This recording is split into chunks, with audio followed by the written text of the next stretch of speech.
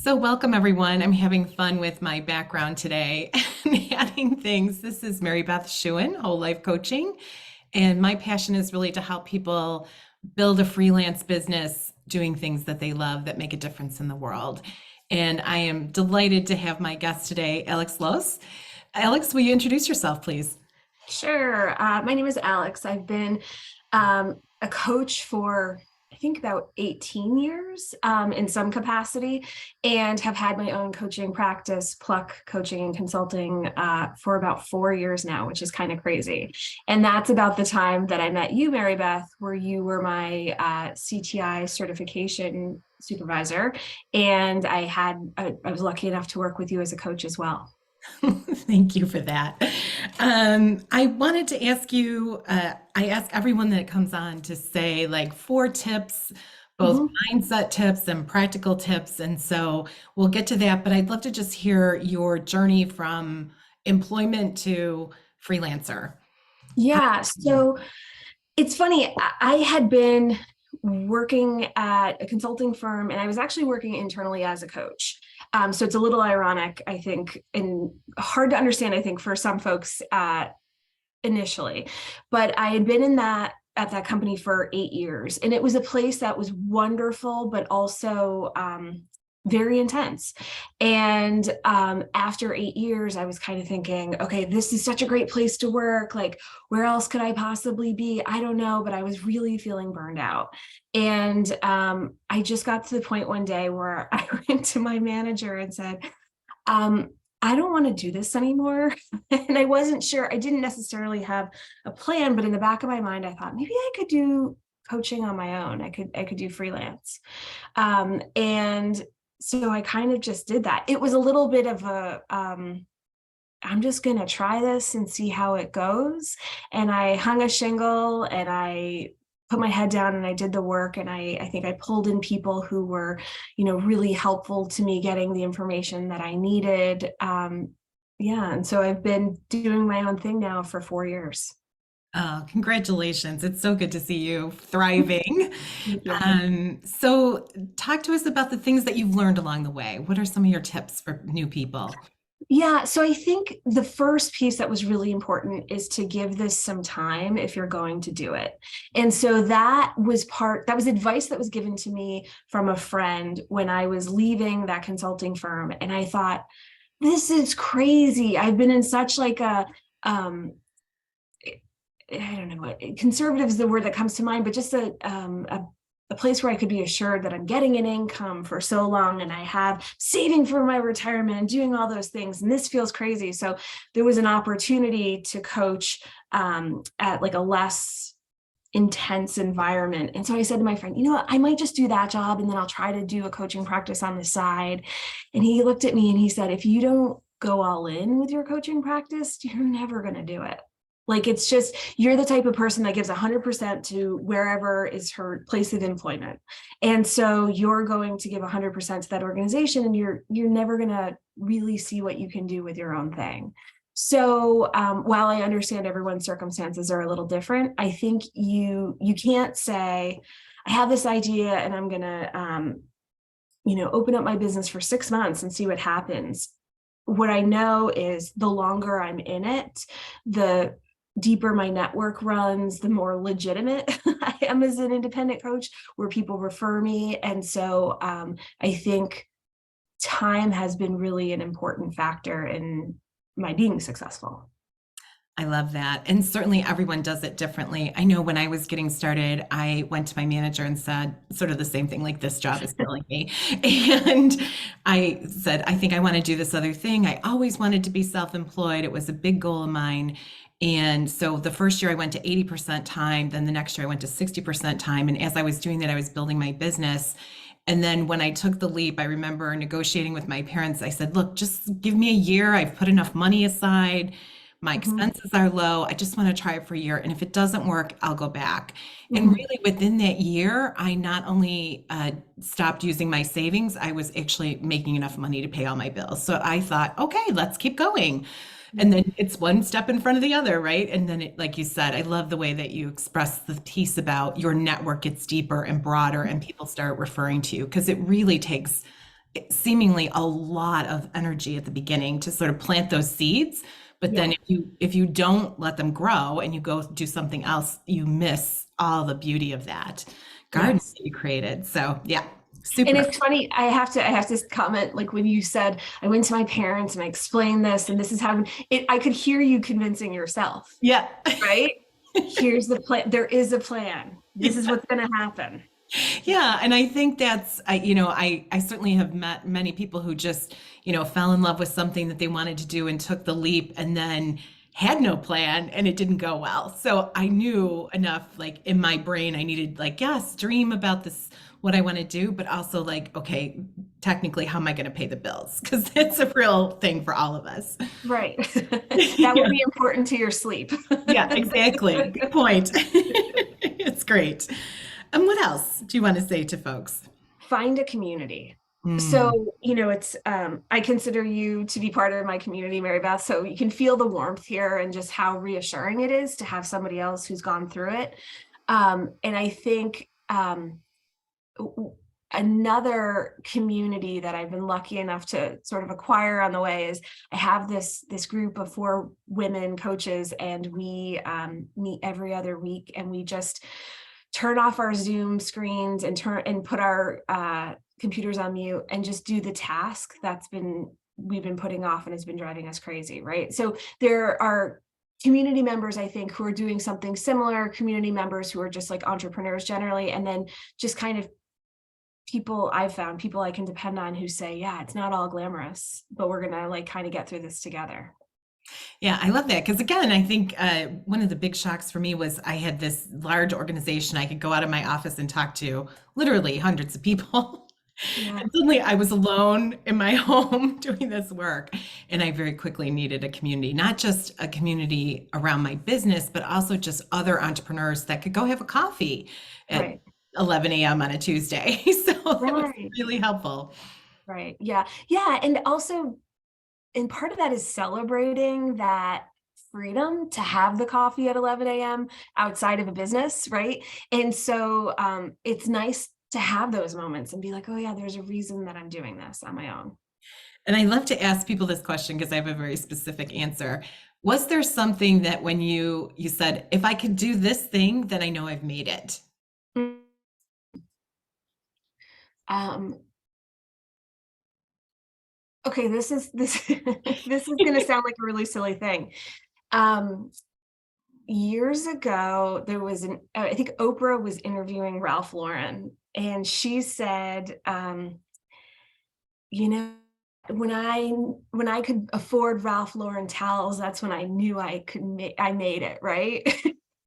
It was just, and that's always stayed with me. And it used to be this, I said to one of my previous bosses, when I could afford a subscription to People magazine, because it's kind of an expensive subscription if you get the paper thing, that's when I've known I'd made it.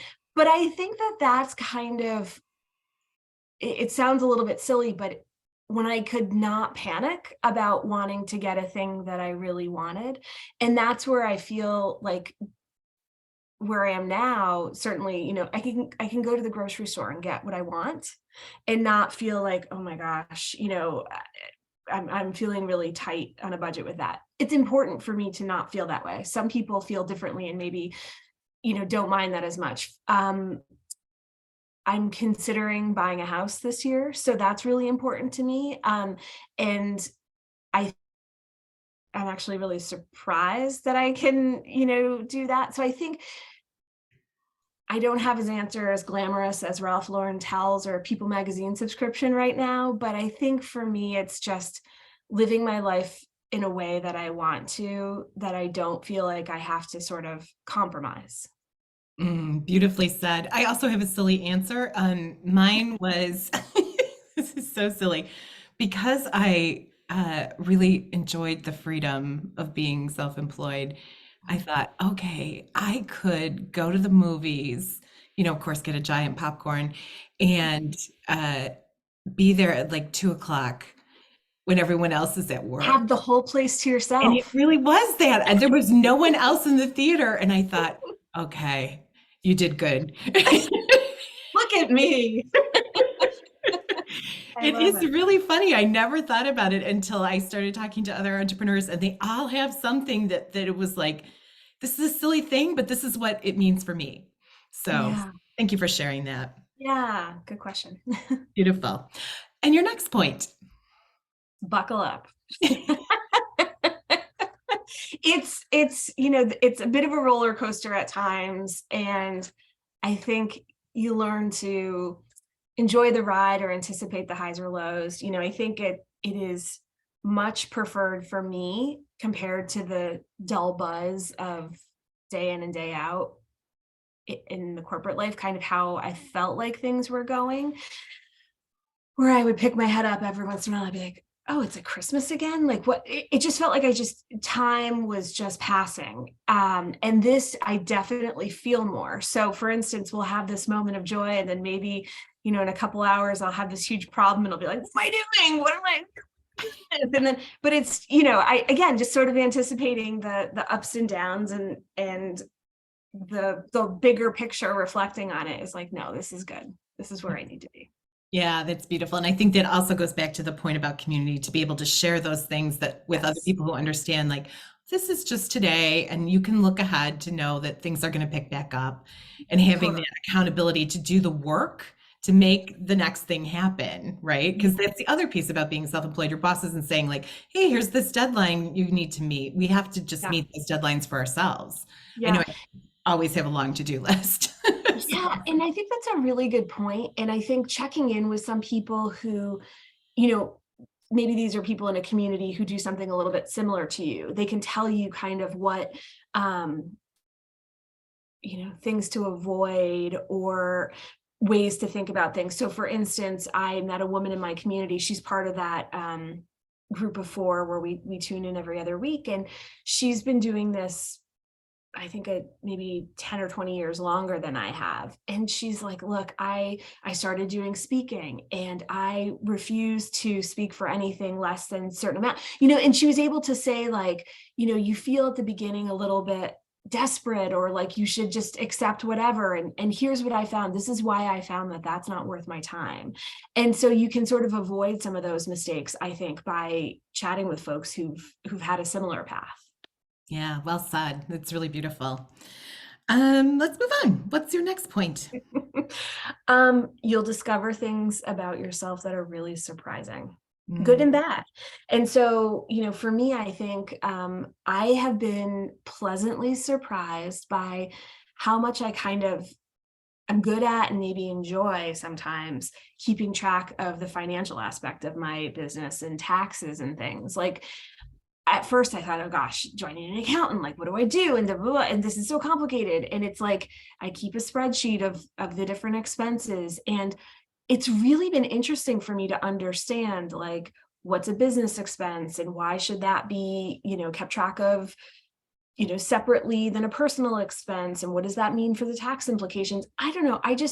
Again, this has to do with this piece of feeling conscious, like knowing those things just makes me feel like a more sort of conscious participant in my life. yeah. Mm. Yeah, it's a huge thing. Absolutely. Because before, all of that just kind of came in a paycheck and it was handled. And now you're going to have to handle those things yourself. So for sure, a great accountant is helpful in understanding, what am I doing Yeah. with my finances, so that you can buy a house. I certainly bought Yeah. a house as a self-employed person, and I also moved overseas. So there is life. Well, you know what? And I think that's actually a really good point too. I'm sort of making it sound like, oh, I do all this stuff independently. I do have an accountant who, especially at the beginning, I could go to and be like, what does this mean? Or like, what do you want to know at the end of the year or every quarter or whatever it is? And how often should I be checking in with you? And so I think finding an accountant who is, who knows small businesses and has helped small businesses grow is probably particularly important for a really like specific piece of advice. Yeah. What other things have you learned about yourself? It's so funny because I feel like these are all coming back to sort of consciousness. But for me, I take my dog for a walk in the middle of the day every day for about an hour, which seems crazy. Like, when I was working in my corporate role, I would, by the end, just to sort of like help deal with the commute because I was living in Boston and it has crazy traffic. And so I'd get into the office at like 7 a.m. and, try to leave for like 4:30. And I would never have considered taking an hour in the middle of the day and going for a walk outside. And I do that now, and it's really important to me. It is healthy for me. It feels really good. And it actually is a great time when I think over some of the stuff that I'm wondering about business wise. And I come to some, solutions or conclusions or things. So it feels like it's something I never would have considered before. It's something that I deeply need. And it's something that really benefits me and my clients. Yeah, beautifully said. I think this is one of the beauties of being a freelancer is that you do get to make your own schedule and you can balance your life in a new way. And understanding the self-care, the walks, the time to dream about things really is just as important as, focusing on the to-do list and getting things done or meeting with clients or networking, other things that we do. It's really important to balance those things so that we feel present in our lives. Like that's a Yeah. big thing that people, as you were describing, like, oh, it's December again. I also felt that. And it felt out of my control a lot of the time what was going on in the world. And now I can really, take the time in the morning to meditate and walk and do the things that are nourishing to me. And Yeah. again, that feeds my ability to be there for other people. And it's so, so important. Hmm. Anything Agreed. else that you want to talk about learning? Yeah, I realize again, it goes to sort of a consciousness piece. Like I need change. Like I think when I was in my last role, there was so much that was good about it. So I want to be clear too that it's not always a decision of like, I hate all this and I'm going to move on to something else. There were parts of my job that I really loved. There were people that I worked with that I really loved, work that I did that I really enjoyed. But I need some change. And I don't, the reward for me couldn't be if I just like lock in for the next 20 years, then I'll be able to retire comfortably, right? That just wasn't enough of a carrot for me. It has to be, again, it's about consciousness, it's about living now. Um, I think I'm at an age where I've seen that not everyone makes it to retirement, sadly. And so for me, it was like, you know what, try this and see how it goes. And I'm really grateful because it's brought me some of that change to feel more alive. Mm, beautifully said. I love that.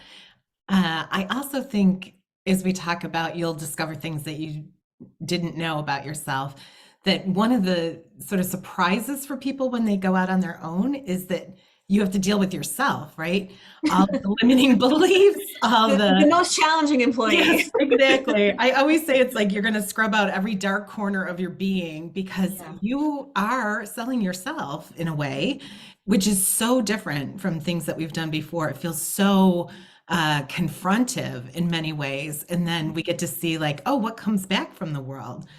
So if Yeah. you'd be willing to share some of that experience, that would be great. Wow. I think it's I was living in the Boston area for about so I was living in the same spot actually for 12 years and sort of cumulatively almost 20.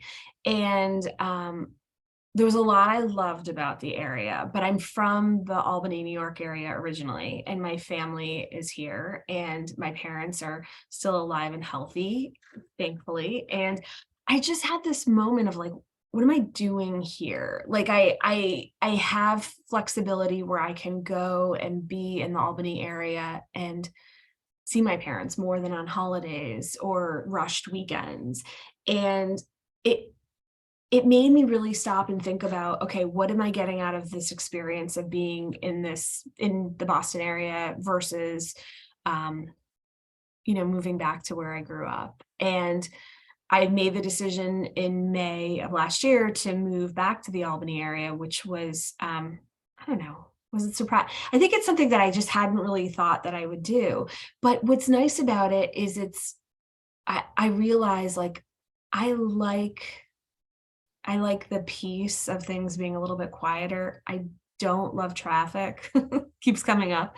Um, and there's a lot that I can do from here. You know, I can take the train into New York really easily. I can drive to Boston still very easily. So I can still have those things. So for me, it was confronting, why am I living the life that I'm living right now? Like, what am I going for? What's my plan? Yeah, I would say that that's probably one of the biggest things. And then also, I think just being really, thinking about what's important to me and what do I want out of life, if that's what I'm encouraging my clients to be thinking about all the time. I need to be true to that. So I think there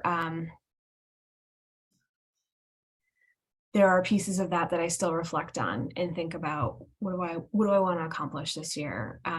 Because I'm not about being authentic and being able to show people like how to live the life that you want. Yeah, I love that. That's really beautiful, Alex. I think it's something I've just learned so many times that really that place of fear where you're moving outside your comfort zone is really where we feel the most alive. And yeah, it's uncomfortable, Mhm. and there are barriers to different things as we go along, but nothing is insurmountable. Okay, maybe Mhm. death. But aside from that, you can kind of navigate things and find your way through in a flow, even when there seems to be big boulders. And of course, that's why we do the work that we do, right? We want people to create their vision, to make the difference in the world that they want to make. And, we all have that capacity inside of us. And sometimes we just need someone to partner with us and move in that direction. And I know Mhm. that you're doing great work with that as well. Thank you. Any final thoughts you want to share? I think I said to you when we caught up the other day that I'm really glad that you're supporting people who are looking to do their entrepreneurial thing, whatever it looks like. Um, so I do a lot of work with career where people are considering what they want to do professionally and for fulfillment and all that. And I do think there's a lot of interest in like, you know what, the corporate world hasn't served me in the way that I thought it would or that I need it to. And so I think there's a lot of curiosity around that. So if you're a person who's considering doing your own thing, know that you're in good company. Um, I would encourage people to read Elizabeth Gilbert's book, Big Magic.